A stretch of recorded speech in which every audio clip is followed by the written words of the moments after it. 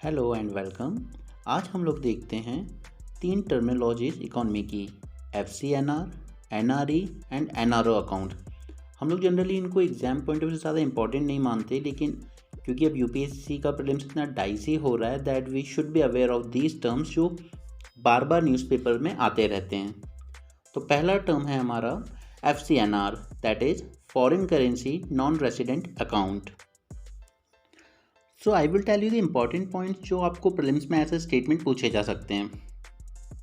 इसके बारे में आपको पहले याद रखना है that FCNR is a term deposit account, that is a kind of fixed deposit. It is not a saving account. Okay, this you must remember, it is not a saving account.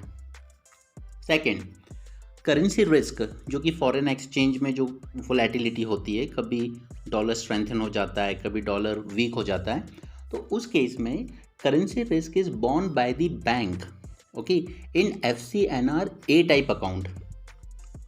A type and B type में भी आपको explain करूँगा, but for time being remember that in FCNR A type account currency risk is borne by bank.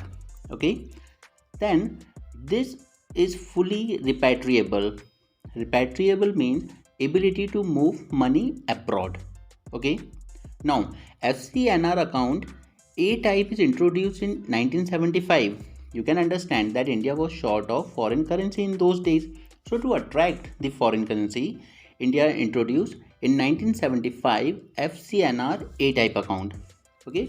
Then after LPG, in 1993, India introduced FCNR B type account. And the difference is that in this B type account, the exchange rate guarantee was not given. Okay, so the difference between A and B type account is that in A there the currency risk is borne by banks, but in B type there is no guarantee of currency exchange rate. Is it clear? Next type is NRE, that is non-resident external rupee account. So इसमें देखिए आप rupee word इसी में आ गया है. That means in this account it will be rupee denominated. Okay, you don't keep in foreign currency but in rupee denominated form, and it offer complete security, and this account can be in form of either saving account, current, recurring और fixed deposit. Okay, जबकि FCNR सिर्फ fix के form में होता था, that is term deposit, saving account नहीं होता था वो. But this NRE can be in fix as well as saving, current and recurring account. Okay, remember these basic differences for your exam. And इसमें भी currency risk होता है depositor का. Okay, यहाँ पर बैंक रिस्क होल्ड नहीं करता है.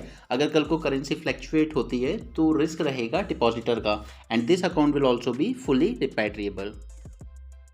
Next and last one is NRO, non resident ordinary account.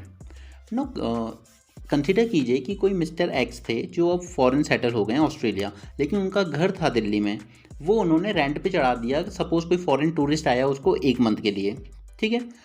अब वो फॉरेन टूरिस्ट जो रेंट पे करेगा वो रेंट जाएगा इनके NRO अकाउंट में. समझ में आया? ओके, तो एक इंडियन जो बाहर सेटल हो चुका है सपोज ऑस्ट्रेलिया में, लेकिन इंडिया से उसको जो भी इनकम अर्न होगी, चाहे वो रेंट आ रहा हो या उसने कहीं शेयर्स लिए थे उसका डिविडेंड आ रहा हो, तो ये इनकम जो होगी वो जाती है NRO अकाउंट में. Clear? So for NRI to manage their deposit और income earned in India. Clear? Then it allow NRI to receive fund in either Indian currency or foreign currency. Now imagine that a foreign tourist आया कुछ medical treatment के लिए, suppose 1 महीने रहा, लेकिन वो उनको रेंट पे कर रहा है डॉलर या उसकी करेंसी में, ठीक है. तो इस अकाउंट में पैसा इंडियन करेंसी में भी आ सकता है और फॉरेन करेंसी में भी. This is first difference. Then but अब जब मिस्टर एक्स उसमें से विड्रॉ करना चाहेंगे ना वापस आके, तो विड्रॉ होगा सिर्फ इंडियन करेंसी में. This is basic point. Okay, please remember this कि डिपॉजिट अकाउंट में इंडियन करेंसी में भी आ सकता है, फॉरेन करेंसी में भी, बट जो विड्रॉल होगा वो स्ट्रिक्टली सिर्फ इंडियन करेंसी में होगा.